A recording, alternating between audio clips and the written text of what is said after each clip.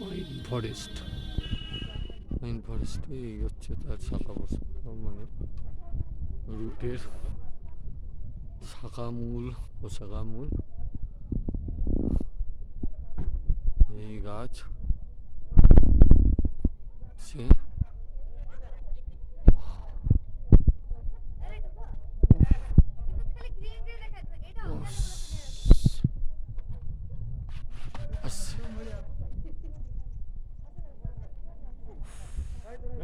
ঘন জঙ্গলের মতো গাছ হালকা নড়ছে উপরে।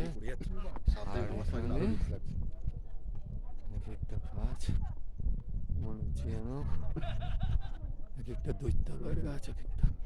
তার মাঝখান থেকে উপর থেকে যখন মেঘগুলো ঠিক ঝর্ণার মতো নেমে আসছে, তখন মনে হচ্ছে যেন তার মাঝখানে দাঁড়িয়ে, ঝর্ণার মাঝখানে দাঁড়িয়ে ভিজছি।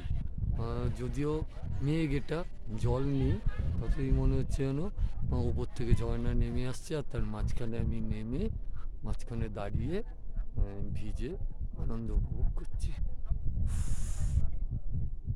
মনোমুগ্ধকর পরিবেশ।